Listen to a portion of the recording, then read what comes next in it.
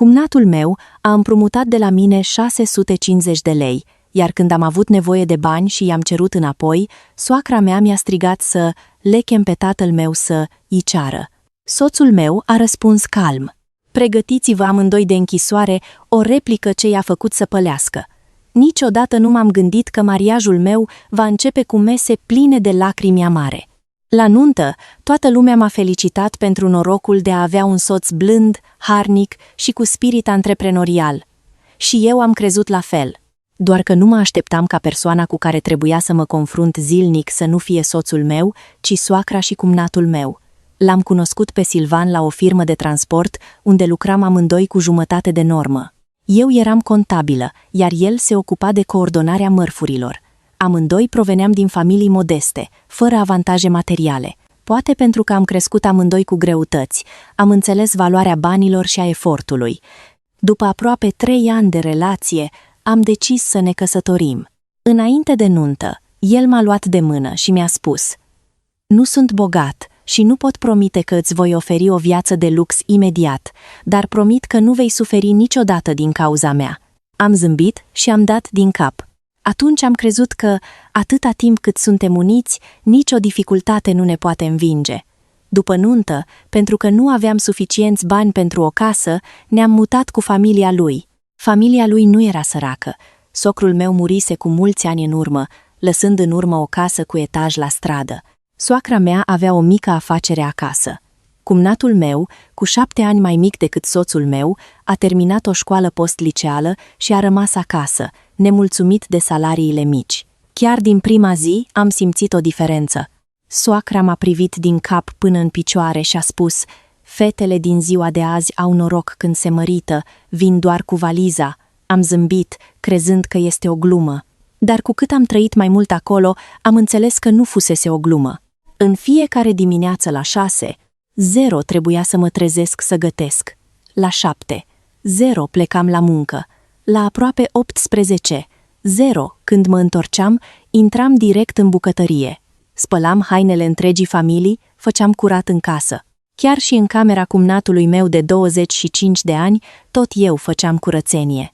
Într-o zi, fiind foarte obosită, m-am așezat să mă odihnesc câteva minute când a apărut soacra. Abia ai făcut ceva și deja te-ai așezat. M-am ridicat repede. Sunt puțin obosită, mamă. Chiar dacă ești obosită, trebuie să muncești. Ești noră, nu musafir. Nu puteam decât să tac. Ceea ce mă întrista cel mai mult nu era volumul de muncă, ci faptul că, oricât m-aș fi străduit, soacra mea nu era niciodată mulțumită. Mâncarea era prea sărată. Nora gătește din ce în ce mai prost. Casa avea puțin praf. Cine poate trăi în așa mizerie? Îmi cumpăram o haină nouă. Ai bani, mai bine i-ai economisi. Iar dacă îi cumpăram un cadou, eram criticată. Cheltuiești banii pe prostii. Cu toate acestea, câteva zile mai târziu, se lăuda vecinilor că nora ei nu știe niciodată să-i ofere un cadou. La început, mă simțeam foarte rănită. Multe nopți plângeam singură, cu fața la perete. Soțul meu știa. Mă îmbrățișa ușor. Îmi pare rău. Dădeam din cap. Nu ai greșit cu nimic. Ba da, am greșit pentru că te-am lăsat să înduri asta. L-am luat de mână, m-am căsătorit cu tine, nu cu perfecțiunea. E de ajuns că mă înțelegi. S-a uitat la mine mult timp și a spus: dă, mi câțiva ani și ne vom cumpăra casa noastră. Nu vei mai fi nevoită să treci prin asta. Cuvintele lui au devenit motivația mea. Din acea zi, amândoi ne-am aruncat în muncă, ziua la birou. Seara, eu preluam contabilitatea altor firme. El făcea livrări cu mașina seara. Uneori, ajungea acasă aproape de miezul nopții, cu cămașa udă de transpirație. Îmi era milă de el. Poate ar trebui să mai renunți la muncă. El zâmbea. Nu-i nimic. Mai bine să fim obosiți câțiva ani decât o viață întreagă. Așa că am perseverat zi de zi. Tot ce economiseam lunar, depuneam la bancă. Nu îndrăzneam să ne cumpărăm telefoane noi, nu îndrăzneam să mergem în vacanțe. Chiar și mașina veche o repara de nenumărate ori în loc să o schimbe. Între timp, cumnatul meu trăia complet diferit. Dormea până la 9, 0, după, amiaza la cafea cu prietenii, seara la restaurant, iar când rămânea fără bani, cerea de la mama lui. Odată am auzit-o pe soacra mea spunând: băiatul meu cel mic va ajunge patron, nu are nevoie să fie angajat. Am zâmbit în sinea mea, pentru a fi patron, trebuie mai întâi să știi să te ridici singur. Dar nu am spus niciodată nimic, nu voiam să creez și mai multe conflicte.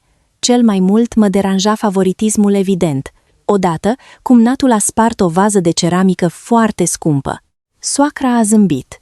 Nu-i nimic, sunt doar obiecte. Câteva zile mai târziu, am scăpat din greșeală un castron și m-a certat o zi întreagă: nu știi să ai grijă de lucrurile din casa soțului tău. Într-o zi, am întârziat de la muncă din cauza orelor suplimentare. Soacra stătea cu mâinile în șold în fața ușii. Unde ai fost până la ora asta? Am explicat. Astăzi am avut închidere de lună la firmă și am stat peste program. A zâmbit ironic. Sau ai fost la plimbare cu cineva? Acele cuvinte m-au rănit profund. În tot timpul de când eram noră, nu făcusem niciodată nimic greșit. Și totuși, doar pentru că am întârziat o oră, am fost suspectată. În acea noapte am plâns mult. Soțul meu a stat tăcut lângă mine, nu a spus multe, doar mi-a șters lacrimile. Apoi a spus: mai rabdă puțin, am calculat totul, dacă totul merge bine, în aproximativ 2 ani vom avea suficienți bani pentru avansul la o casă. M-am uitat la el. Ești sigur? A dat din cap. Am analizat multe proiecte. Nu avem nevoie de o casă mare, doar de un loc unde să te văd zâmbind în fiecare zi. Când l-am auzit, sufletul mi s-a ușurat. Din acea zi, nu am mai numărat cuvintele aspre ale soacrei. De fiecare dată când eram certată, îmi spuneam: doar încă o zi, doar încă o lună și vom avea propria noastră casă. În anii care au urmat, amândoi nu am avut aproape nicio zi liberă. Eu lucram până seara târziu, el pleca de vreme și se întorcea târziu. Uneori, luam cina la 10 seara, ne uitam unul la altul și zâmbeam, fără ca niciunul să se plângă. Înțelegeam că fiecare leu câștigat era obținut cu sudoare. 3 ani mai târziu, în acea după amiază, a venit cu mașina să mă ia de la birou. De îndată ce m-a văzut ieșind, a zâmbit larg. Urcă, te duc undeva. Am fost surprinsă. Unde mergem? Nu a răspuns. Mașina a mers mai mult de 30 de minute și s-a oprit în fața unui cartier rezidențial nou. A scos din buzunar un set de chei și mi le-a pus în mână. Casa noastră. Am rămas înmărmurită. În fața mea era o casă mică, cu etaj, nu foarte luxoasă, dar curată și luminoasă. M-am uitat la el tremurând. Chiar am cumpărat-o. A dat din cap. Da, de astăzi nu vei mai trăi zile în care trebuie doar să înduri. Am izbucnit în plâns. De data aceasta, nu de tristețe, ci pentru că, după atâția ani de efort, în sfârșit aveam un cămin adevărat, construit prin propria noastră muncă. Când ne-am mutat în noua casă, am crezut că zilele grele au rămas în urmă. Casa nu era mare și nu avea mult mobilier frumos. În sufragerie era doar un set simplu de scaune și o masă de lemn. Televizorul era unul cumpărat în rate. În bucătărie, totul era calculat pentru a economisi, dar pentru mine era cel mai pașnic loc. Dimineața, mă trezeam și pregăteam 2 cafele, el făcea micul dejun. Mâncam și discutam despre planurile zilei. Seara, după muncă, mergeam împreună la cumpărături, găteam împreună, făceam curat împreună. Nu mai existau reproșuri, nu mai existau priviri scoditoare și nici sentimentul că trebuie să trăim cu teamă în propria casă. Într-o seară, la masă, m-am uitat la el și am zâmbit. Mă simt ca și cum am fi proaspăt căsătoriți. A zâmbit și el. Și înainte eram proaspăt căsătoriți, dar abia acum trăim cu adevărat. Cuvintele lui m-au făcut să reflectez. Așa este. Unele căsnicii au nevoie de mulți ani pentru a începe cu adevărat. După ce ne-am mutat, afacerile noastre au început să meargă mai bine. Am fost promovată șefă de echipă la contabilitate, iar venitul meu a crescut considerabil. El, împreună cu câțiva prieteni, a deschis o firmă de distribuție de materiale de construcții. La început, afacerea era mică, dar datorită seriozității, clienții au devenit din ce în ce mai numeroși. Viața, deși nu era încă bogată, era suficient de stabilă pentru a nu ne mai face griji la sfârșitul lunii. Banii pe care îi economiseam nu îi cheltuiam. El încă avea obiceiul de a nota fiecare venit și cheltuială. În fiecare seară de sfârșit de lună ne așezam la măsuța din sufragerie. El deschidea carnețelul. Luna aceasta am mai economisit 5 de lei. Am zâmbit. Ce repede! S-a uitat la mine. Nu e repede, e pentru că am muncit din greu prea mult timp. Am dat din cap.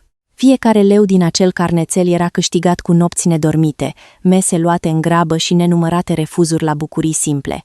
Tocmai când viața noastră se stabiliza, soacra a început să se schimbe. Mă suna des să mă întrebe ce fac. În weekend adun niște fructe. Uneori chiar gătea mâncarea mea preferată și spunea că a făcut mai mult și mi-a adus și mie. Am fost puțin surprinsă. El doar a zâmbit. Poate că mama a îmbătrânit și gândește altfel. Nu îndrăzneam să sper prea mult, dar nici nu voiam să păstrez distanța. La urma urmei, era mama soțului meu. Întotdeauna mi-am dorit ca familia să fie armonioasă. Într-o duminică după amiază a sunat soneria. Am deschis ușa și am văzut-o pe soacra mea în fața casei. Era însoțită de cumnatul meu. Văzându-i, am fost puțin surprinsă. Cumnatul meu nu mai fusese la noi de mult timp. Era îmbrăcat foarte elegant, ceas de firmă, telefon de ultimă generație, iar mașina parcată în fața porții era un model destul de scump. De îndată ce a intrat, soacra a zâmbit larg. Ce casă frumoasă, sunteți foarte pricepuți. I-am invitat să ia loc și le-am făcut un ceai. Puțin mai târziu a coborât și soțul meu. Mamă, de ce nu ai sunat înainte să vii? Soacra a făcut un gest cu mâna. Suntem o familie, nu e nevoie de politețuri. La început, atmosfera a fost destul de veselă. Soacra ne-a întrebat despre muncă. Cumnatul a povestit câteva despre afacerile lui. Când ceaiul era aproape gata, s-a uitat la noi și a oftat. De fapt, am venit astăzi, pentru că am o rugăminte. M-am uitat la soțul meu, el a spus doar blând. Spune, mamă, s-a întors către cumnat, spune tu. Cumnatul a lăsat capul în jos, cu voce scăzută. Am oportunitatea de a investi într-un proiect foarte bun. Dacă reușește, în aproximativ 2 ani îmi recuperez investiția, dar îmi mai lipsesc bani. Aici a ezitat. Aș vrea să mă ajutați voi. Am întrebat, cât îți lipsește? Cumnatul a răspuns, rapid, 650 de lei. Când am auzit suma, am încremenit. Era aproape toată suma economisită de noi. Pentru a avea acești bani, am muncit aproape 10 ani fără oprire. Și soțul meu a tăcut mult timp. Văzând asta, soacra a intervenit. Dacă țineți banii în bancă, dobânda e mică. Împrumutați-i lui, iar când se va îmbogăți, toată familia se va bucura. Am spus blând, mamă, acești bani sunt capitalul nostru pentru a extinde afacerea. Dacă îi împrumutăm, vom fi foarte afectați. Soacra și-a schimbat imediat expresia. Sunteți frați și vă calculați așa. Când erați la greu, cine v-a abandonat? Am vrut să spun că în toți anii petrecuți în casa soacrei ne-am descurcat aproape singuri. Dar m-am oprit la timp, nu voiam să redeschid subiecte vechi. Cumnatul a început să povestească. Am pregătit totul, îmi lipsește doar acest capital. Dacă ratez ocazia, va fi mare păcat. Promit că în 2 sau 3 ani voi înapoia totul, poate chiar mai devreme. Soacra s-a uitat la fiul ei cel mare. Ești fratele lui, dacă nu-l ajuți tu, cine să ajute? Soțul meu a rămas calm. L-a întrebat în detaliu despre proiect, despre parteneri, despre planul de afaceri, despre sursele de venit. La unele întrebări, cumnatul a răspuns fluent, la altele s-a bâlbâit. După aproape o oră, soacra a devenit nerăbdătoare. Îl interoghezi ca un polițist. El a zâmbit. Vreau doar să fiu sigur că banii noștri sunt folosiți corect. Ea a pufnit. Nu ai încredere în propriul frate. S-a uitat la mama lui. Nu e vorba de neîncredere, ci de banii câștigați cu sudoarea noastră. Am o responsabilitate față de soția mea. Auzind aceste cuvinte, mi s-a încălzit inima. Chiar și în fața mamei sale, el a pus întotdeauna corectitudinea pe primul loc. Conversația s-a încheiat fără o decizie. După ce au plecat soacra și cumnatul, am stat mult pe gânduri. El mi-a turnat un pahar cu apă. Tu ce crezi? Am fost sinceră. Nu vreau să îi împrumutăm. A dat din cap și eu sunt indecis. M-am uitat la carnetul de economii de pe masă. Era rodul atâtor ani de muncă. Dacă l-am pierde, toate planurile ar trebui luate de la capăt. 3 zile mai târziu, soacra a venit din nou. De data aceasta, nu mai era la fel de veselă. De îndată ce s-a așezat, a oftat: "Nu am dormit de câteva zile. Sunt așa de îngrijorată pentru cel mic." Și-a pus toate speranțele în acest proiect. Dacă nu are capital, e ca și cum s-ar fi terminat totul. Apoi a început să plângă. Sunteți fratele și cumnata lui. Dacă nu-l salvați voi, cine să salveze? Și cumnatul avea ochii roșii. "Vă rog, doar de data asta, promit pe onoarea mea, în 2, maxim 3 ani, voi înapoia totul, și capitalul și dobânda. Nu veți pierde niciun leu." M-am uitat la soțul meu. A tăcut mult timp, apoi s-a întors spre mine. "Tu decizi, îți respect opinia. Știam că este într-o situație dificilă. Pe de o parte, erau banii noștri, pe de altă parte, mama și fratele lui. Am tras adânc aer, în piept. Dacă împrumutăm, trebuie să facem un contract, prin transfer bancar, cu termen de rambursare clar." Cumnatul a dat imediat din cap. "De acord, sunt de acord cu tot." Auzind asta, soacra a zâmbit. "Știam eu că nu-l veți lăsa la greu." A doua zi, la cererea soțului meu, am mers toți 4 la un notar. Contractul de împrumut a fost redactat foarte clar. Suma de 650 de lei, termenul de rambursare, modalitatea de plată, semnăturile părților, martorul, totul era complet. După ce a semnat, cumnatul a zâmbit. "Stai liniștit, frate. Nu sunt un om care nu și ține promisiunea. În 3 ani voi plăti totul." În aceeași zi, soțul meu a efectuat transferul bancar. Pe ecranul telefonului a apărut clar suma de 650 de lei transferată cu succes. M-am uitat la acea notificare cu inima strânsă, plină de îngrijorare și speranță. Îngrijorare pentru că suma era uriașă, speranță pentru că era vorba de familie. Credeam că, fiind frați, vor ști să și respecte cuvântul. La plecare, soacra m-a luat de mână. "Stai liniștită, sunt și eu aici. Nimeni nu va îndrăzni să nu vă dea banii înapoi." Am zâmbit. Dacă cineva mi-ar fi spus atunci că tocmai acea promisiune va deveni sursa celei mai mari dureri, probabil nu aș fi crezut niciodată. După ce a primit cei 650 de lei, cumnatul meu s-a schimbat foarte repede. După doar 3 luni, ne-a sunat să se laude că și-a deschis propria firmă. Numele firmei era foarte pompos. Biroul era închiriat în centrul orașului. La inaugurare a invitat mulți prieteni și parteneri. Soacra ne-a sunat de dimineață. "Astăzi după amiază să veniți neapărat. Fratele vostru își inaugurează firma. Dacă nu veniți, lumea va spune că nu-l susțineți." După muncă, am cumpărat un buchet mare de flori și am mers. De îndată ce am intrat, am văzut o atmosferă foarte animată. Cumnatul, într-un costum nou, dădea mâna cu invitații. Văzându-ne, a zâmbit larg. "Ați venit! Ce bine!" Soacra m-a tras imediat deoparte. "Vezi, ți-am spus eu, cu bani de investiție e altceva. Când fratele tău va avea succes, veți beneficia și voi." Am zâmbit doar, simțind o oarecare bucurie.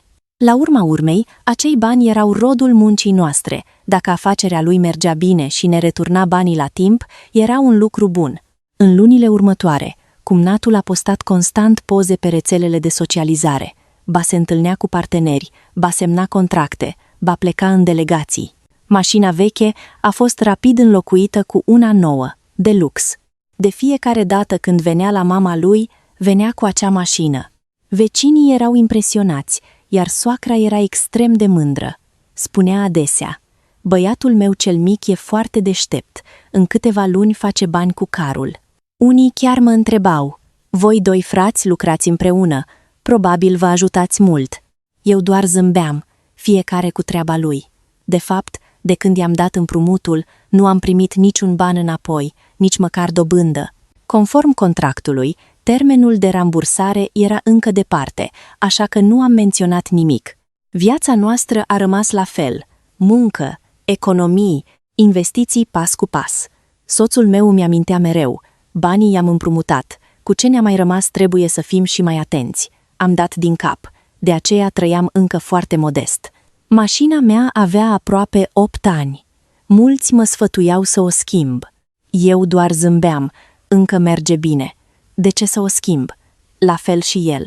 Prietenii îl îndemnau de multe ori și cumpere o mașină mai bună, dar el refuza. Mai așteptăm câțiva ani, când vom avea cu adevărat nevoie, vom cumpăra, chiar dacă ai bani.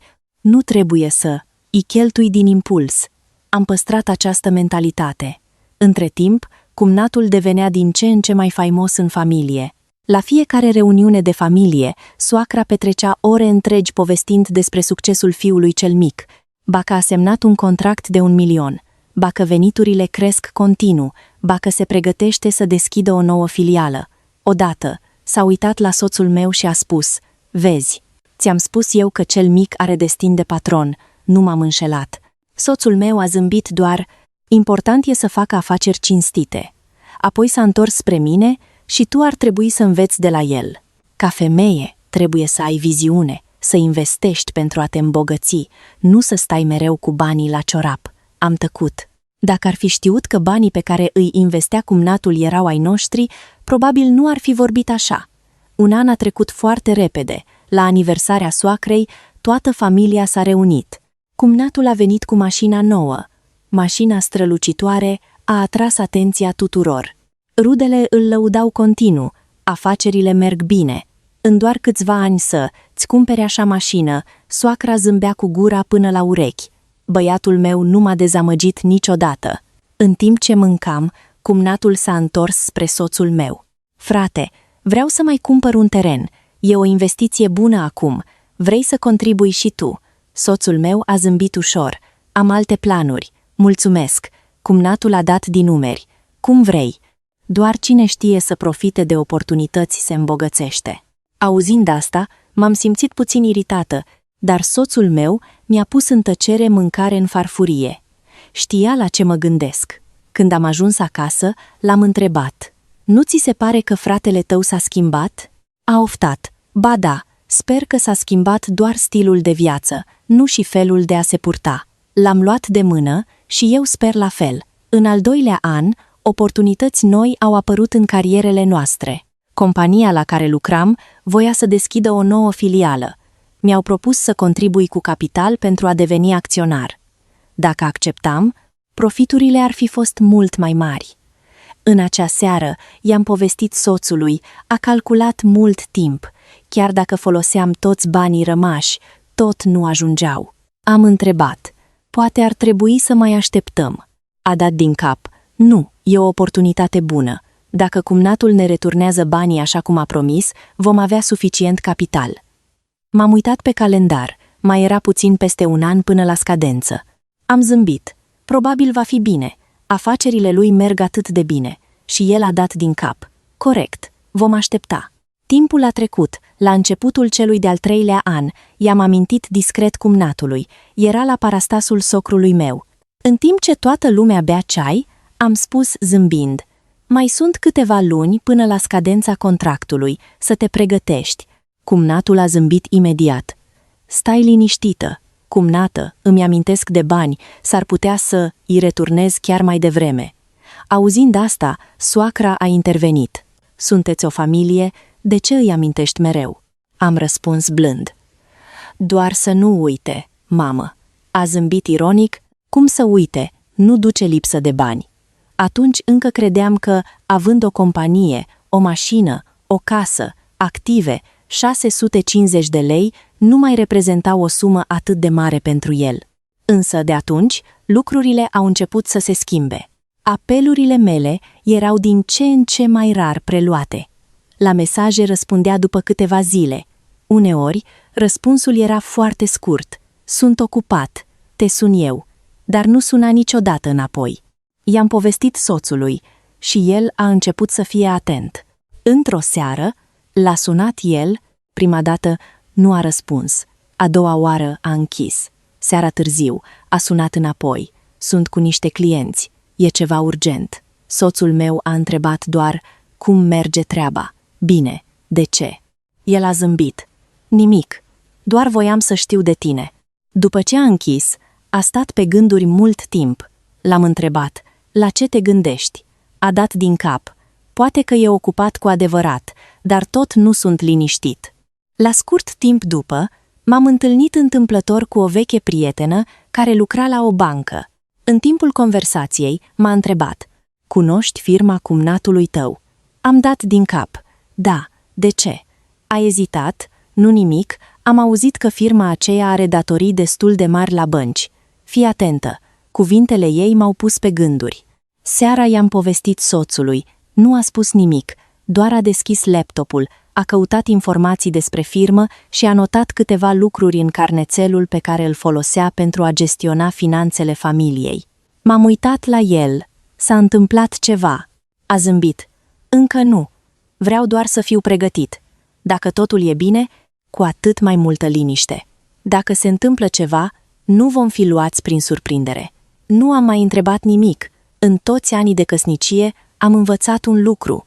De fiecare dată când devenea neobișnuit de calm, însemna că în sufletul lui începuse să apară o îndoială foarte mare. Și de atunci, niciunul dintre noi nu bănuia că suma de 650 de lei, odată dată cu toată încrederea, era pe cale să devină cel mai dureros test al legăturilor de familie, al recunoștinței și chiar al moralității celor care împărțeau același sânge. Termenul din contract mai avea doar o lună.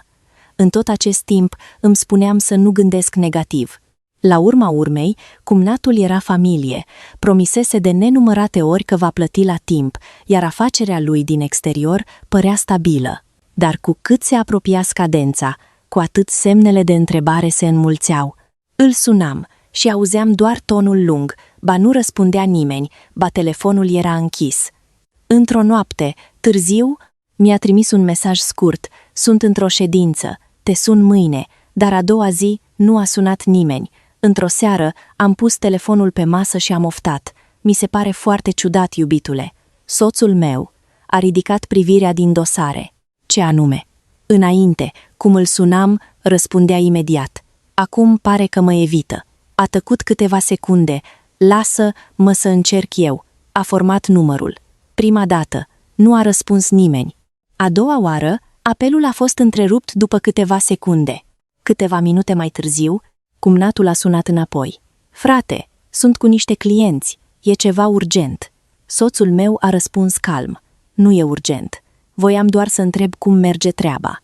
"Bine, sunt foarte ocupat, de aceea răspund mai greu la telefon." Soțul meu a zâmbit ușor. "Atunci e bine." Nu a menționat nimic despre bani. După ce a închis, m-am uitat la el. De ce nu l-ai întrebat direct? A clătinat din cap. "Mai așteptăm câteva zile. Vreau să văd dacă ia el inițiativa." Dar acele câteva zile au trecut în tăcere. Niciun apel, niciun mesaj. În ziua scadenței, conform contractului semnat, nu am primit nicio veste de la cumnatul meu. În acea dimineață, am deschis contractul să verific data, semnăturile, ștampila notarului, totul era acolo. Am șoptit: "Astăzi e scadența." Soțul meu a dat din cap: "Știu, o să-l sun după amiază." În acea după amiază, în sfârșit a răspuns la telefon. Soțul meu a vorbit foarte blând: "Astăzi este scadența. Te rog să aranjezi să ne returnezi banii." La celălalt capăt al firului a fost tăcere pentru câteva secunde. Apoi cumnatul a râs: "Îmi mai poți da puțin timp. Partenerii mei nu mi-au plătit încă. Într-o lună îți dau banii." Soțul meu a întrebat: "Ești sigur?" "Sigur, frate, doar o lună." S-a uitat la mine. Am dat ușor din cap. A răspuns: "Bine, mai aștept o lună." Acea lună a trecut foarte repede. Compania la care lucram a trimis o notificare oficială. Cereau acționarilor să depună capitalul la termen. Dacă termenul era depășit, dreptul de preemțiune ar fi fost transferat altcuiva. Țineam scrisoarea în mână și simțeam că iau foc. Era oportunitatea pe care o așteptasem de atâția ani. Dacă o ratam, cine știe când aș mai fi avut o a doua șansă? În acea seară, i-am arătat scrisoarea soțului. A citit-o și a pus-o jos. A spus: "Nu mai putem aștepta, mâine mergem să vorbim direct cu el." Am fost de acord. A doua zi dimineață era weekend. Ne-am pregătit de devreme. Înainte de a pleca, a pus dosarul în servietă. Înăuntru era contractul de împrumut, chitanța de transfer. Mesajele de confirmare. M-am uitat la el, e nevoie să luăm atâtea. A zâmbit. Le luăm să fie. Încă spera că o simplă discuție va rezolva totul. Mașina s-a oprit în fața vilei nou construite a cumnatului. M-am uitat în sus. Casa era mult mai mare decât prima dată când am fost acolo. Poarta automată din fier forjat, curte pavată, o mașină de lux nouă, parcată chiar în față. Mi-am amintit brusc de cuvintele cumnatului. Banii se rotesc. E greu. Privind doar la ce era în fața mea, nimeni nu ar fi crezut că proprietarul casei are dificultăți financiare. Am sunat. După un timp, o menajeră a deschis ușa. Vă rog, intrați. Cumnatul bea ceai cu mama lui. Intrând în sufragerie, am văzut-o pe soacra mea pe canapea. De îndată ce ne-a văzut, s-a încruntat ușor. Ați venit cu vreo treabă. Soțul meu a răspuns politicos. Am venit îl vedem pe Lorin. Soacra a spus indiferentă. E sus, îl chem eu.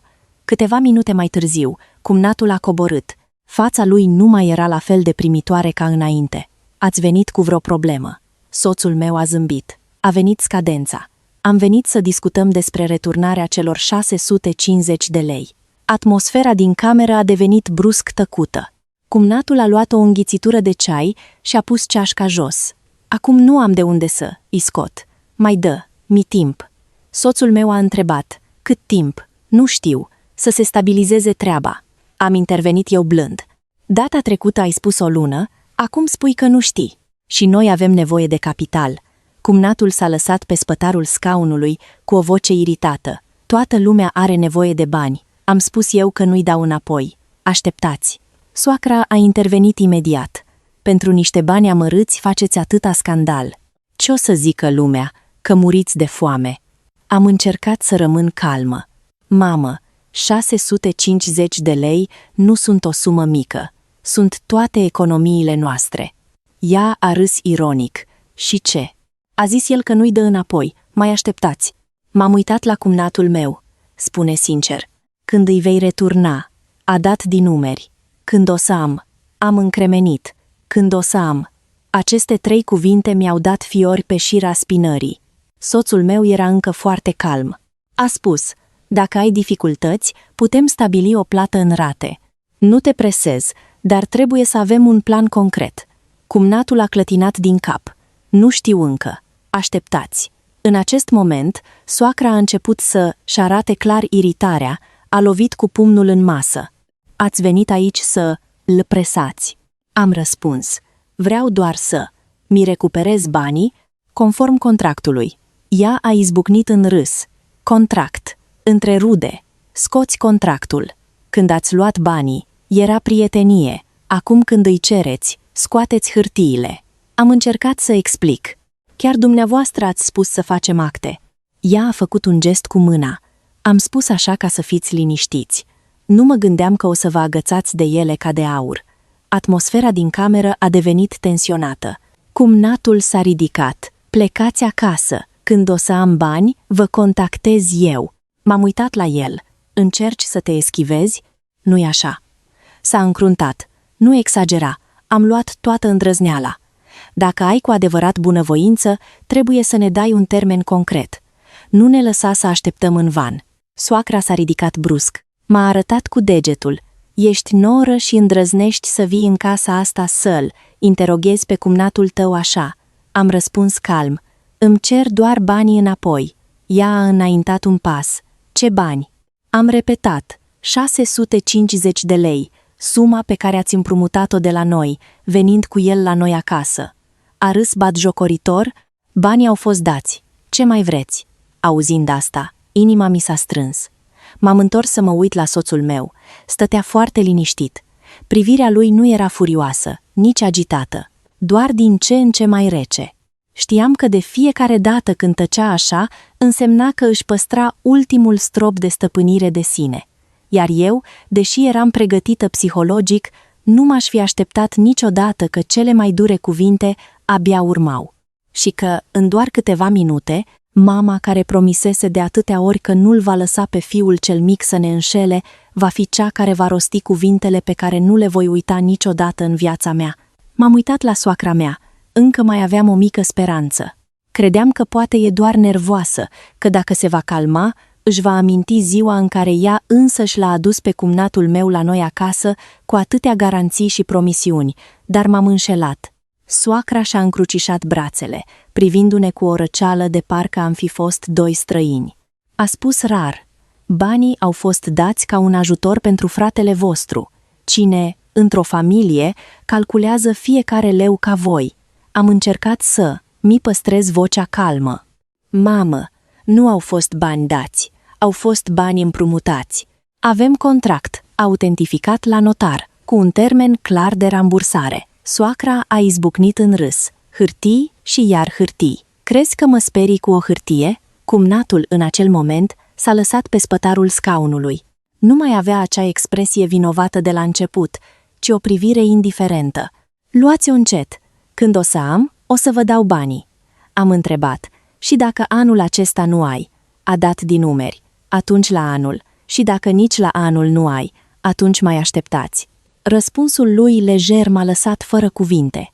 650 de lei erau banii pentru care am sacrificat aproape 10 ani din tinerețea noastră, erau mesele modeste, nopțile de muncă până la epuizare, momentele în care ne gândeam de 2 ori înainte de a cumpăra ceva. Și acum, în gura cumnatului meu, totul se rezuma la 2 cuvinte: mai așteptați. M-am uitat direct la el. Știi că firma mea are nevoie de acei bani, a zâmbit ironic. Asta e problema voastră. Am rămas șocată. Abia atunci am înțeles că persoana din fața mea nu mai era cumnatul care plângea și cerșea ajutor cu ani în urmă. Banii îl schimbaseră complet. Văzându-mă tăcută, soacra a ridicat tonul. Pentru niște bani amărâți, faceți scandal în fiecare zi. Nu sunteți muritori de foame. Am răspuns: mamă, dacă nu am fi avut nevoie de ei, nici dumneavoastră nu ați fi venit la noi acasă să cereți. S-a uitat la mine furioasă. Îmi reproșezi acum. Nu reproșez, doar reamintesc un fapt. Chiar dumneavoastră ați spus că îi va returna în 2 sau 3 ani. Chiar dumneavoastră ați spus că nimeni nu va îndrăzni să ne înșele. Fața i s-a înroșit, a arătat spre ușă. Dacă nu aveți încredere, atunci să nu ne mai considerăm familie. Am tras adânc aer în piept. Vreau doar să mi recuperez bunurile. Deodată, soacra a lovit cu pumnul în masă. Sunetul a răsunat în toată camera. A strigat: dacă vrei banii, cheamă-l pe taică, tu să ceară. Toată camera a amuțit. Am rămas înmărmurită. Fiecare cuvânt al ei era ca un pumnal în inimă. Tatăl meu avea peste 70 de ani. Toată viața a fost un om cinstit. Când m-am măritat, mi-a spus mereu: ai intrat în casa altora, trebuie să știi să lași de la tine, să nu faci de rușine familia. În toți anii de căsnicie, de fiecare dată când plângeam, tata spunea blând: dacă mai poți suporta, încearcă să-ți păstrezi familia. Nu a venit niciodată la socrii mei să facă scandal, nu a ridicat niciodată tonul la soacra mea și astăzi ea îl aducea în discuție pentru a mă jigni. Am simțit cum mi se umplu ochii de lacrimi, dar nu am plâns. Am privit-o doar, cu vocea tremurândă. Mamă, cum puteți spune așa ceva? A râs batjocoritor. Am spus ceva greșit. Dacă vrei banii, cheamă-l pe taică, tu să vedem ce poate face. Și cumnatul a râs. Așa e, cumnată. Nu ne mai amenința cu contractul. Suntem o familie, nu interlopi. Mi-am mușcat buza, cu mâinile strânse până s-au albit. Am vrut să răspund, dar exact în acel moment, soțul meu s-a ridicat încet. De la începutul discuției, nu se certase, nu țipase, nu se enervase. Calmul lui mă făcea să nu pot ghici ce gândește. A luat încet servieta, a pus-o pe masă și a privit-o direct pe mama lui, cu o voce monotonă. Ai terminat, mamă. Soacra era încă furioasă. Nu am spus destul. A dat din cap. Destul.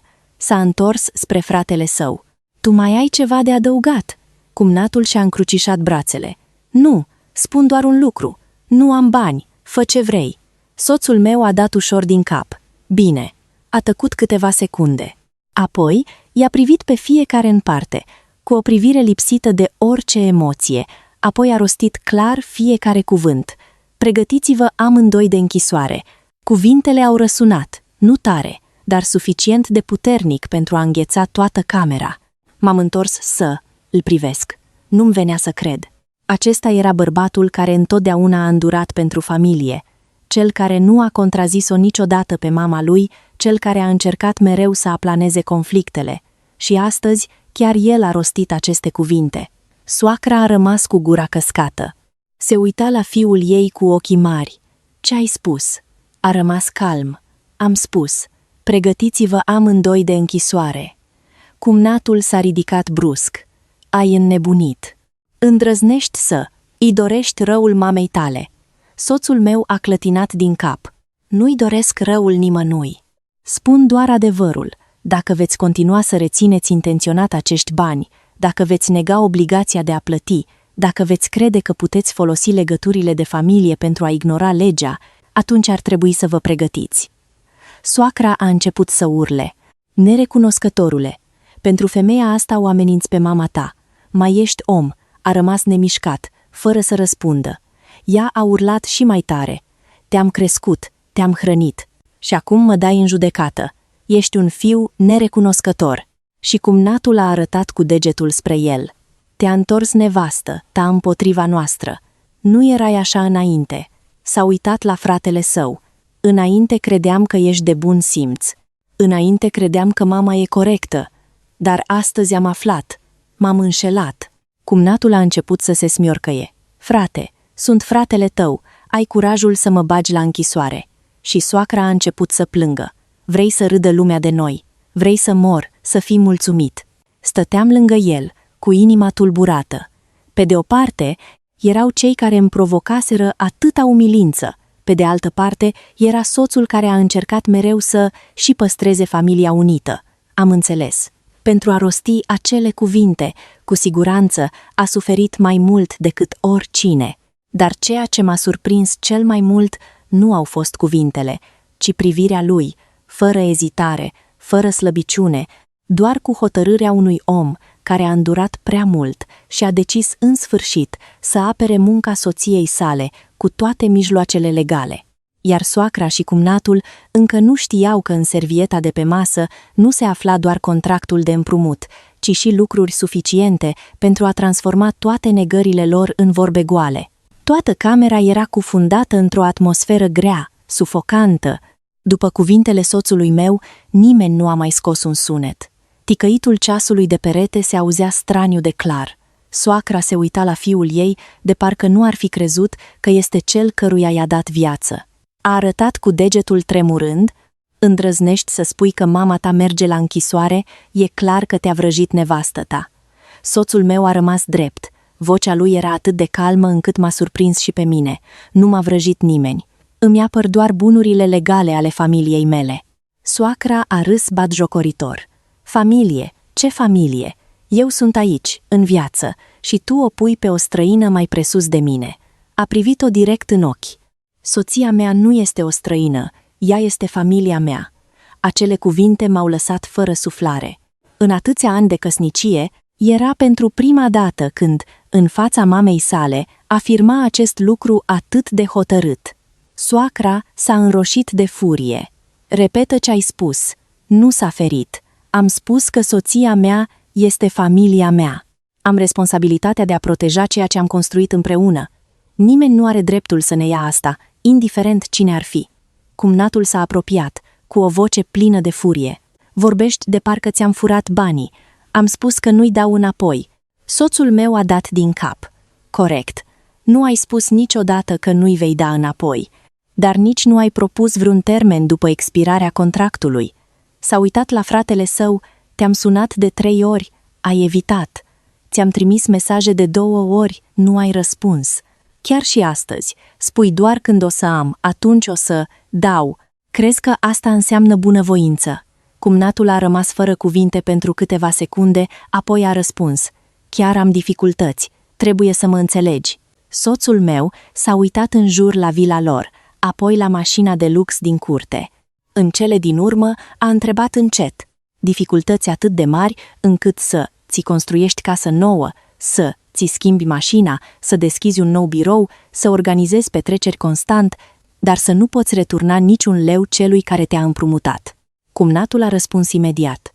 Acelea sunt activele firmei, nu bani lichizi. Soțul meu a răspuns calm. Nu mă interesează pe numele cui sunt activele, mă interesează doar obligația de a plăti datoria. Soacra a intervenit. Terminați, pentru niște bani amărâți faceți atâta scandal. Ești fratele mai mare, trebuie să îl compătimești. Soțul meu a zâmbit ușor, un zâmbet plin de amărăciune. L-am compătimit și i-am împrumutat 650 de lei. Am compătimit-o pe mama și am crezut în garanțiile ei. Mi-am făcut datoria. Acum este rândul mamei și al fratelui să și respecte promisiunea. Ea a strigat, ce promisiune? A deschis servieta, a scos încet un dosar aranjat impecabil. L-a pus pe masă. Acesta este contractul de împrumut. Autentificat la notar. Cu semnătura ta? Cu semnătura mamei ca martor. Soacra s-a uitat la el și s-a întors cu spatele. Și ce dacă? Suntem o familie, dă neînjudecată să vedem de cine râde lumea. Soțul meu nu a răspuns. A scos un alt teanc de hârtii. Acestea sunt extrasele de cont. Data transferului, ora transferului, suma de 650 de lei, numele beneficiarului, numărul de cont, totul este complet. Cumnatul a început să se agite. De ce scoți toate astea? Soțul meu a rămas calm. Ți amintesc. Sunt bani împrumutați, nu dați. Apoi, a scos telefonul și l-a pus pe masă. A deschis fiecare mesaj, în care se vedeau rândurile scrise de cumnatul său. Stai liniștit, frate. În 2 ani îi voi returna, cel târziu în 3. Promit că la scadență nu va fi nevoie să mi-amintiți. Fiecare rând era clar. Cumnatul a lăsat capul în jos. Soacra încă încerca să se certe. Mesajele pot fi modificate. Soțul meu a dat din cap. Corect, de aceea am pregătit și asta.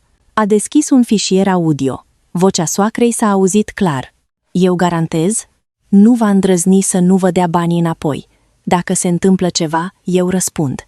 Imediat după, s-a auzit vocea cumnatului.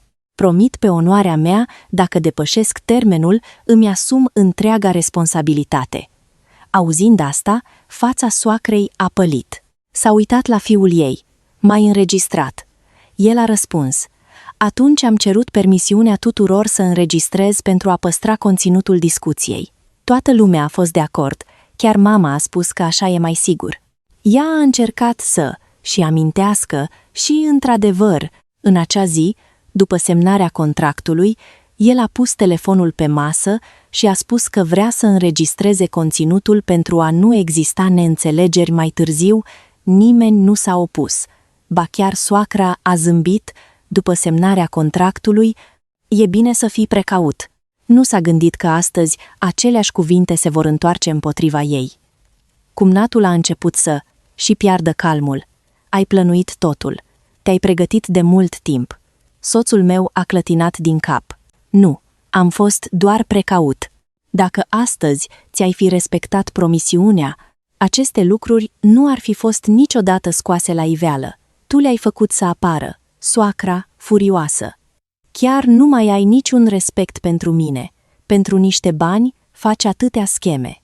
S-a uitat la mama lui mult timp, cu o privire mai mult dezamăgită decât furioasă. Nu am vrut niciodată să ajungem aici. Am crezut că mama va fi cea care îi va aminti să returneze banii. Am crezut că mama își va respecta promisiunea. Dar astăzi, chiar mama a fost prima care a negat totul. Ea s-a întors, fără să mai spună nimic. După un timp, cumnatul a scăzut tonul. Frate, hai să facem așa, mai dă-mi 6 luni. În 6 luni voi aranja. Soțul meu a întrebat. Avem un angajament scris. Depoizatat? Cumnatul s-a oprit. Suntem frați. Ce nevoie de angajament? Soțul meu a clătinat din cap. Te-am crezut odată. Nu va mai exista a doua oară. Cumnatul a început să se enerveze. Ce vrei?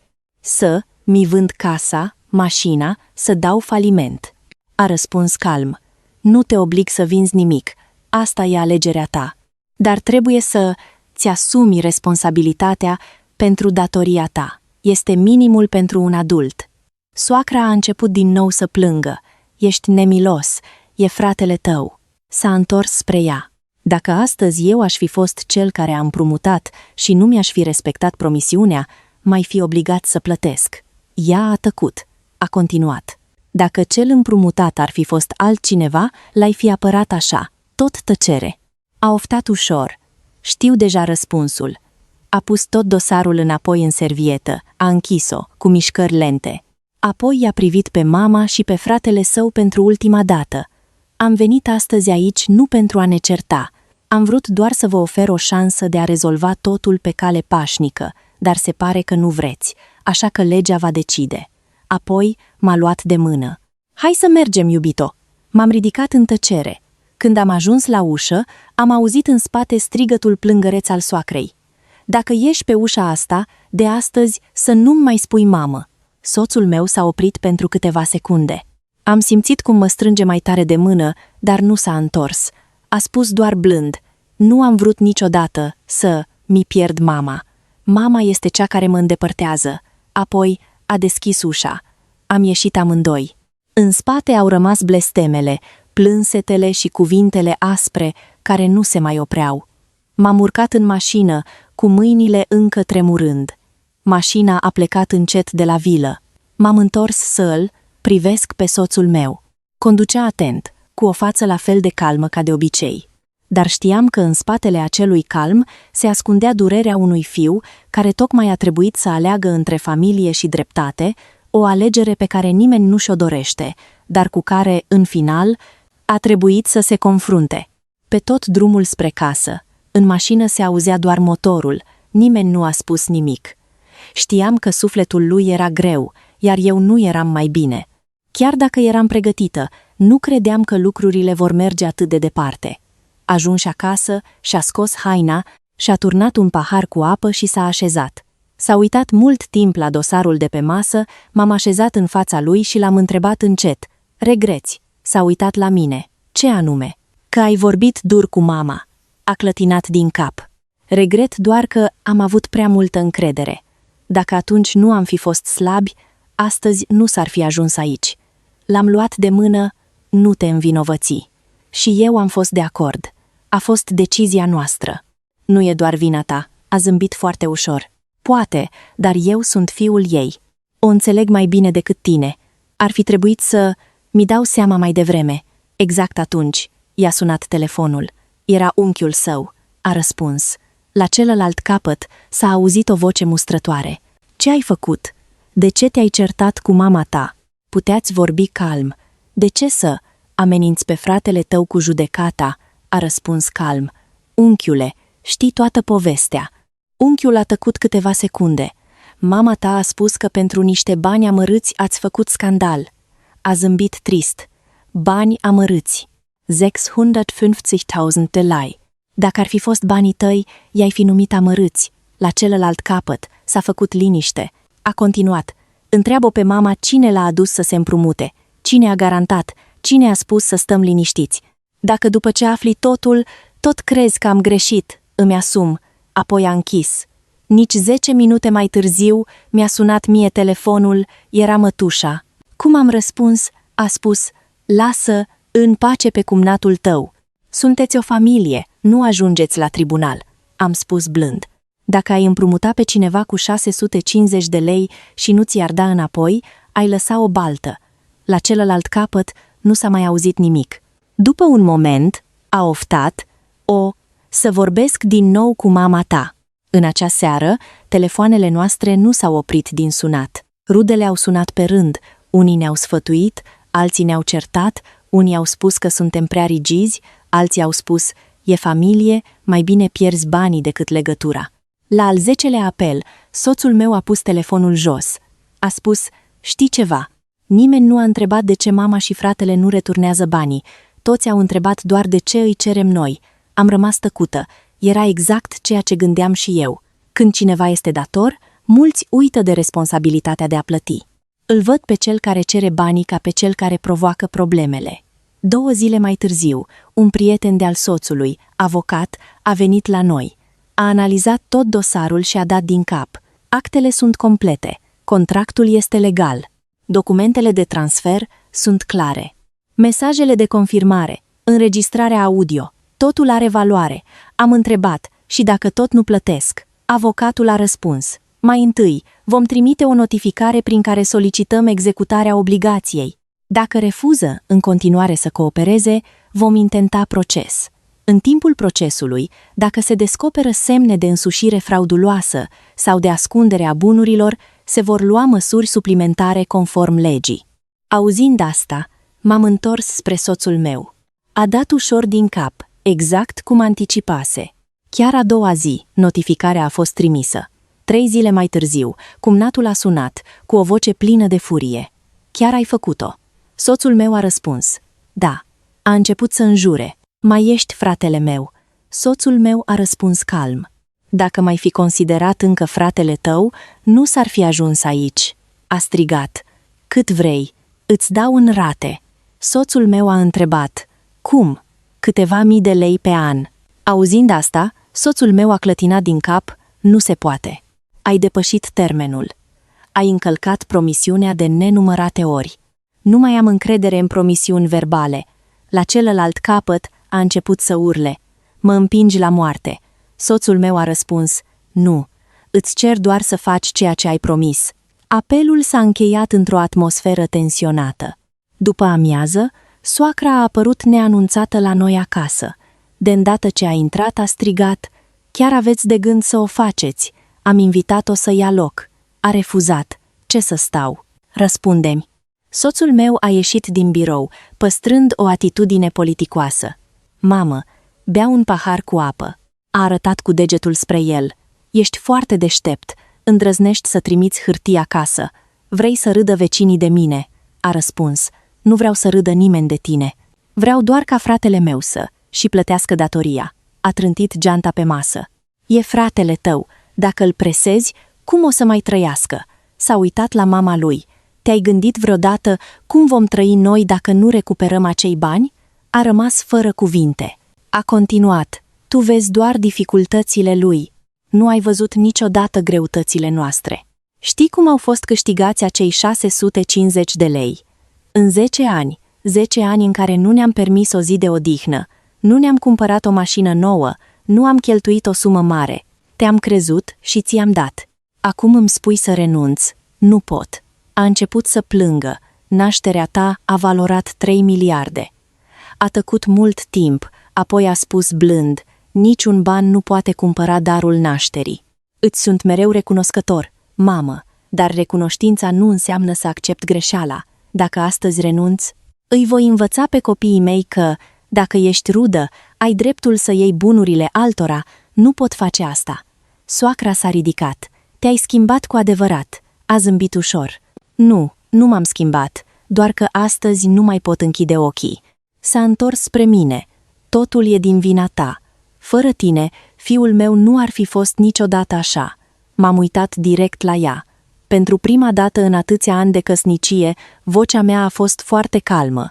Mamă, dacă astăzi dumneavoastră ați fi pierdut 650 de lei, ați fi stat aici să mă sfătuiți să renunț. A rămas șocată, fără să poată răspunde. Am continuat. Nu l-am instigat niciodată împotriva dumneavoastră. Singurul lucru pe care l-am făcut a fost să mi apăr alături de soțul meu, rodul muncii noastre. Dacă dumneavoastră considerați că asta e greșit, nu mai am ce să spun. Soacra a stat tăcută câteva secunde, apoi s-a întors și a plecat. Ușa trântită a răsunat în toată casa. M-am așezat pe scaun, oftând ușor. Soțul meu s-a apropiat, mi-a pus mâna pe umăr.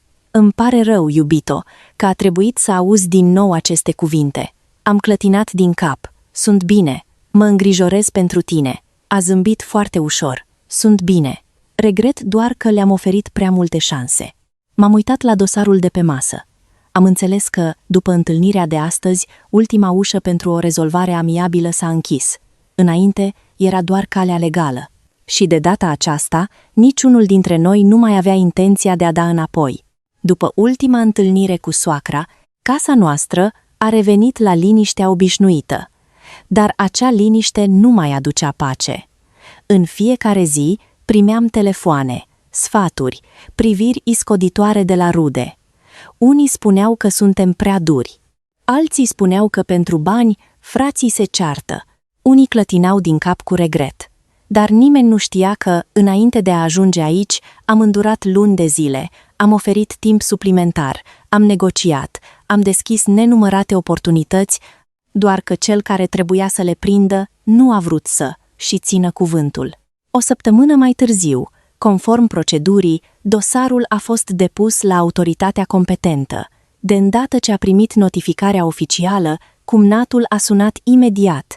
De data aceasta, vocea lui nu mai era la fel de agresivă. "Frate, ne putem întâlni să vorbim." Soțul meu a răspuns: "Da, dar cu bunăvoință." În acea după amiază, cumnatul a venit singur la noi acasă. De îndată ce a intrat, a lăsat capul în jos. "Frate, îmi pare rău, i-am privit fața. De mult timp nu mai văzusem o oboseală atât de evidentă." Soțul meu i-a turnat un pahar cu apă și s-a așezat în fața lui. "Ce vrei să spui?" Cumnatul a lăsat capul în jos. "Am greșit, nu trebuia să te evit, dar acum chiar am dificultăți." "Mai dă-mi un an." Soțul meu a întrebat: "Ce garanție îmi oferi peste un an?" Cumnatul a tăcut. După un timp a răspuns: "Voi încerca." A clătinat din cap: "Nu am nevoie de promisiuni, am nevoie de un plan.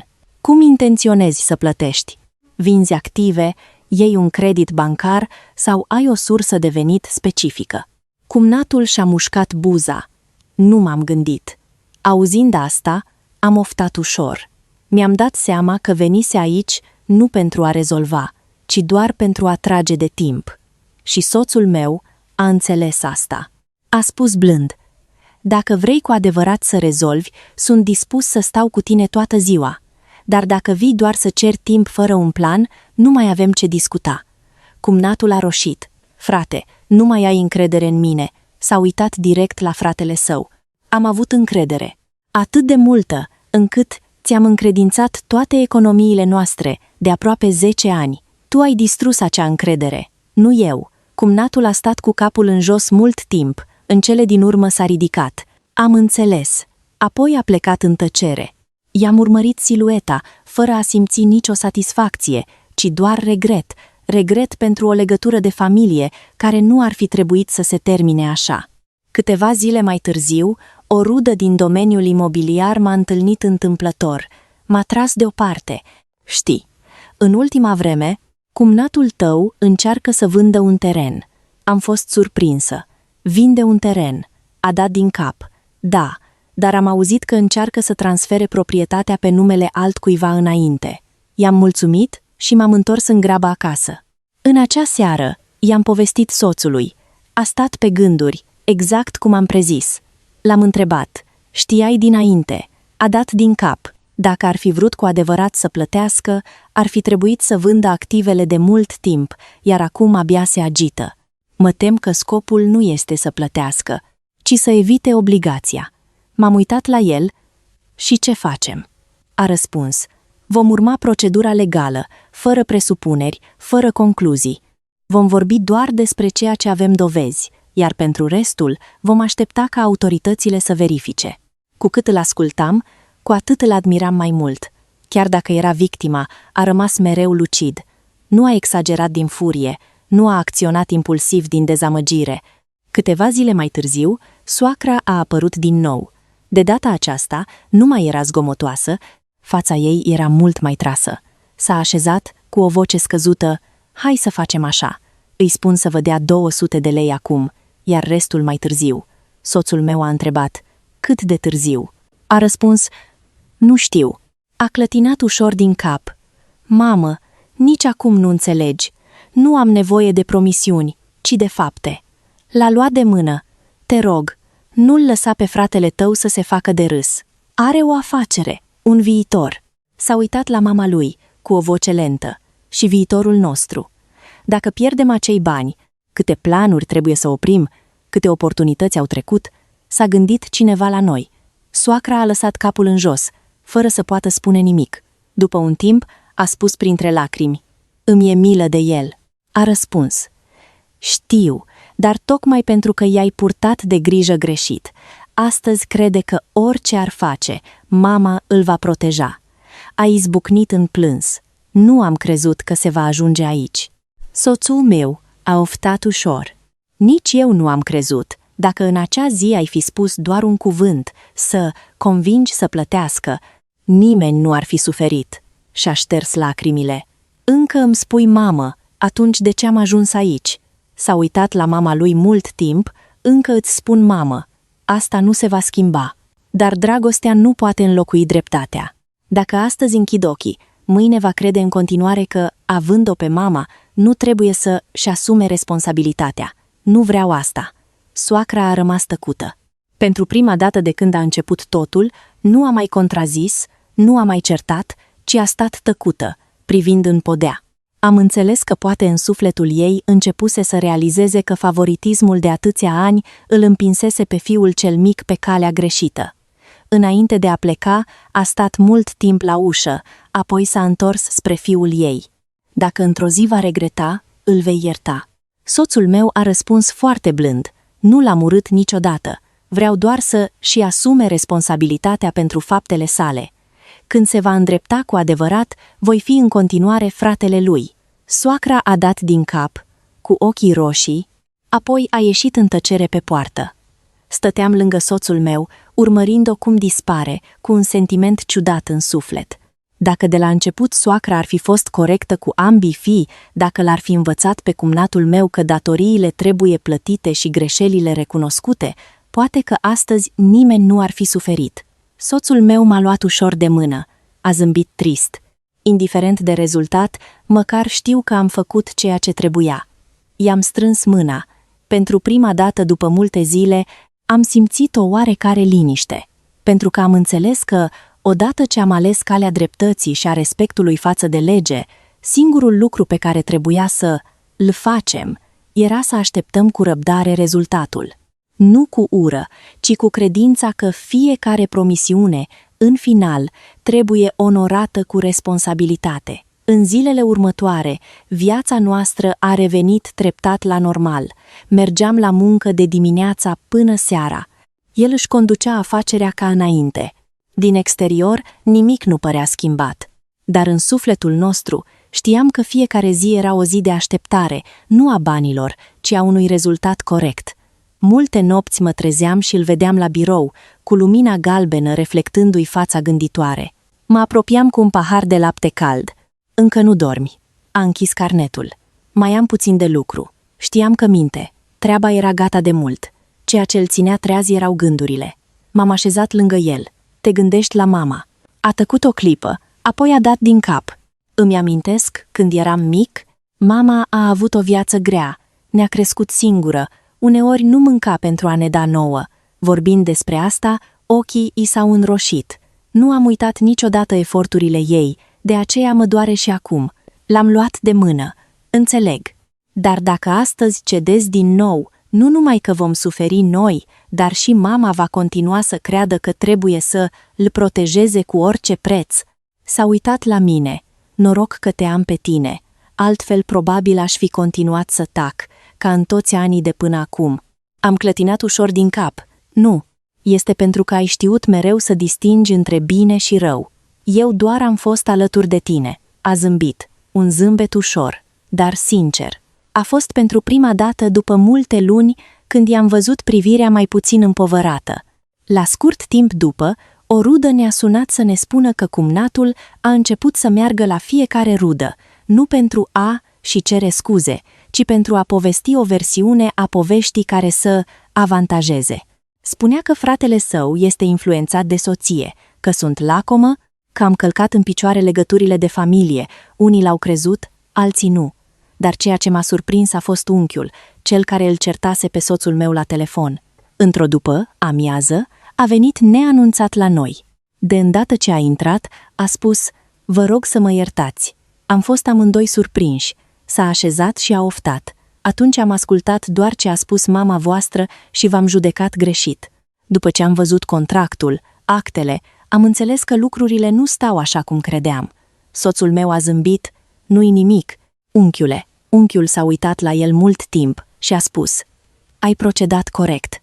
Dacă aș fi fost în locul tău, aș fi făcut-o chiar mai devreme." Auzind asta, Am simțit cum o piatră mi se ridică de pe inimă.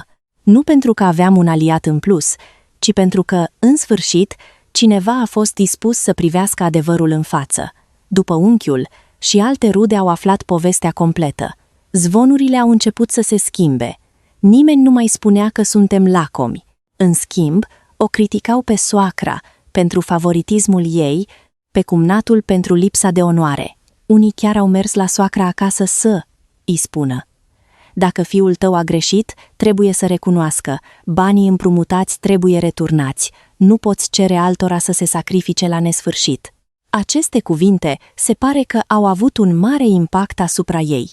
Într-o dimineață, în timp ce udam florile în curte, am văzut-o pe soacra mea la poartă. De data aceasta, a venit singură, fără acea atitudine nervoasă, fără țipete, doar o siluetă slăbită vizibil. Am deschis poarta. Intrați, vă rog. A intrat încet în sufragerie. Soțul meu tocmai cobora de la etaj, văzând-o, a salutat-o politicos. Mamă, ați venit în vizită, a dat din cap. Da, vreau să vorbim. 3 persoane față în față. Mult timp, nimeni nu a scos un cuvânt. În cele din urmă, soacra a spus: am vorbit cu el. A spus că va vinde firma și mașina pentru a plăti datoria. Soțul meu a întrebat calm: și când a spus că va face asta? A răspuns: probabil în curând. A spus blând: dacă chiar face asta, ar fi bine. S-a uitat la fiul ei. Mai ești supărat pe mine? A zâmbit foarte trist. Nu am fost niciodată supărat pe tine, mamă. Am fost doar trist. Trist pentru că nu m-ai crezut. Trist pentru că ai crezut mereu că fac asta din cauza soției mele. Când, de fapt, am făcut-o pentru dreptate. Soacra a lăsat capul în jos. Știu că am greșit. Aceste cuvinte au făcut camera să amuțească. M-am uitat la ea. Era pentru prima dată de când eram noră când am auzit-o recunoscând că a greșit. A continuat încet. Am crezut mereu că, fiind cel mic, trebuie să-l iubesc mai mult. Nu mi-am dat seama că, cu cât îl iubeam mai mult, cu atât devenea mai dependent. Până în punctul în care nici eu nu l-am mai putut trage înapoi. Soțul meu a oftat ușor: mame, nu e greșit să îi iubești copiii, dar să îi iubești fără să îi înveți ce e bine, le faci rău. A dat din cap, cu ochii roșii. Am înțeles. Dacă aș fi înțeles mai devreme, poate că familia noastră ar fi fost altfel. I-am turnat în tăcere un pahar cu apă, fără a mai simți atâta resentiment ca înainte, pentru că am realizat că unele lecții se învață doar după ce plătești un preț. La plecare, soacra a stat mult timp în pragul ușii. S-a întors spre mine, cu o voce înecată: atâția ani ai suferit mult. Îmi cer scuze. Am rămas puțin surprinsă, apoi am răspuns blând: sper doar ca de acum înainte să fim sinceri unii cu alții. Acesta este cel mai bun lucru. A dat din cap, cu lacrimi și roindu-i pe fața brăzdată de riduri. După ce a plecat, am stat mult timp pe verandă. Vântul serii adia ușor prin copaci, totul era la fel de liniștit ca înainte. Dar în sufletul meu știam că unele răni ale familiei nu se pot vindeca doar cu o scuză. Cu toate acestea, o scuză sinceră este mai bună decât o viață întreagă de încăpățânare. În acea seară, soțul meu a ieșit pe balcon. S-a uitat la cer mult timp și a spus încet: știi, nu-mi doresc ca fratele meu să plătească un preț greu. Sper doar ca după această întâmplare să învețe să trăiască responsabil. M-am așezat lângă el, sprijinindu-mi capul pe umărul lui. Cred că într-o zi va înțelege. Va înțelege că banii se pot face din nou, dar dacă pierzi încrederea, ai nevoie de mulți ani, poate chiar o viață întreagă, pentru a o recâștiga de la cei care ți-au fost alături necondiționat. La 3 luni după ultima discuție cu soacra, într-o dimineață, în timp ce mă pregăteam să plec la muncă, a sunat telefonul soțului. S-a uitat la ecran câteva secunde, apoi a răspuns. Era cumnatul. Vocea lui nu mai era la fel de arogantă ca înainte. Frate, vreau să ne întâlnim o ultimă dată. Soțul meu s-a uitat la mine și a răspuns. Bine, după amiaza la noi acasă. La ora stabilită, cumnatul a venit. De data aceasta, a venit cu mașina veche pe care o avusese de mulți ani, mașina de lux care o făcuse atât de mândră pe soacra mea dispăruse. Fața lui era mult mai slabă, cu cearcăne vizibile de la nopți nedormite. De îndată ce s-a așezat, a pus pe masă un dosar. Frate, am vândut firma, mașina, am transferat terenul. Aici sunt toate actele. Soțul meu le-a examinat cu atenție. Apoi, cumnatul a scos din buzunar un plic. Înăuntru erau ordinele de plată. A spus: suma principală de 650 de lei și celelalte sume convenite le-am transferat integral. Banca probabil vă va notifica în curând. Exact în acel moment mi-a vibrat telefonul. Notificarea de la bancă era clară pe ecran. Suma fusese creditată. M-am uitat mult timp la cifre. Era suma pe care, timp de luni de zile, am crezut că nu o voi mai recupera niciodată. Dar ceea ce m-a emoționat nu au fost banii, ci sentimentul că, în sfârșit, munca noastră a fost respectată. Cumnatul a lăsat capul în jos. Îmi cer scuze. Știu că acum orice aș spune e prea târziu. Înainte, credeam că, fiind familie, pot amâna la nesfârșit. Credeam că nu vei face niciodată scandal. Am greșit. Soțul meu s-a uitat la fratele său mult timp. L-a întrebat: știi ce m-a dezamăgit cel mai mult? Cumnatul a clătinat din cap. Nu suma de bani, ci faptul că, după ce ai luat împrumutul, ne-ai lăsat să cerem banii de nenumărate ori. Mai mult, ai lăsat-o pe mama să spună lucruri pe care nu ar fi trebuit să le spună. Dacă în acea zi ai fi venit doar să ceri o amânare, cu un plan clar, nu aș fi ajuns niciodată aici. Cumnatul avea ochii roșii. Înțeleg, acum chiar înțeleg. Exact atunci, ușa s-a deschis și a intrat soacra. Văzându-i pe cei doi frați față în față, s-a oprit. Nimeni nu a spus nimic. S-a apropiat încet și, surprinzător, s-a întors spre mine. A lăsat capul în jos: te rog să mă ierți. De data aceasta nu am mai fost surprinsă. Poate că, după tot ce s-a întâmplat, se schimbase cu adevărat, a spus printre lacrimi. Înainte, credeam mereu că e corect să-l iubesc mai mult pe cel mic. Abia când era să vă pierd pe amândoi, am înțeles unde am greșit. Dacă în acea zi nu l-aș fi apărat, nu aș fi spus acele cuvinte care te-au rănit, totul ar fi fost diferit. Am răspuns blând: nu mai sunt supărată pe dumneavoastră. Cel mai mult îmi doresc ca de acum înainte să nu se mai întâmple așa ceva în familie. Lacrimile soacrei au început să curgă. S-a întors spre fiul ei cel mare. Te rog să mă ierți, te-am judecat greșit. Nu ai fost niciodată un fiu nerecunoscător, eu nu am fost corectă. Soțul meu s-a apropiat să o ajute să se așeze. Vocea lui era la fel de blândă ca întotdeauna. Mamă, nu te-am învinovățit niciodată, sper doar ca de acum înainte să nu-i mai faci rău fratelui din prea multă dragoste. Soacra a dat din cap în continuu. Da, am înțeles. Atmosfera din casă s-a calmat în sfârșit. După atâtea luni de tensiune, pentru prima dată, 4 oameni puteau sta la aceeași masă fără certuri. După un timp, cumnatul s-a ridicat. Frate, după asta o voi lua de la capăt. Poate va fi foarte greu, dar o voi face singur, fără împrumuturi, fără să mă bazez pe alții. Soțul meu i-a întins mâna. Dacă o iei de la capăt, fă-o cum trebuie, să nu ți mai pierzi niciodată onoarea. Cumnatul i-a strâns mâna, cu ochii roșii. Promit.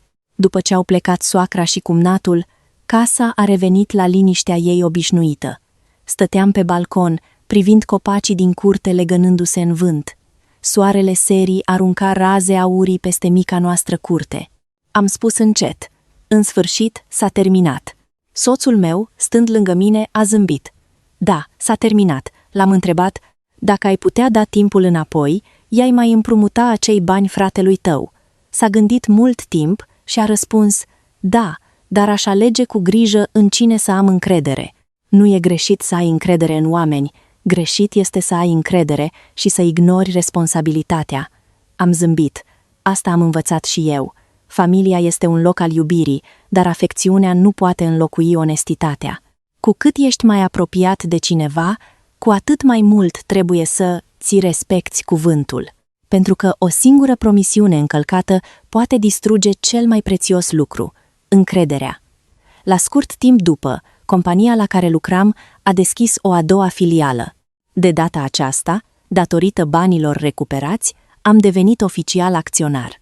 Cariera mea s-a stabilizat, iar afacerea soțului meu a continuat să se dezvolte constant. Nu ne-am îmbogățit peste noapte, dar fiecare pas a fost solid, pentru că a fost construit cu propria noastră muncă.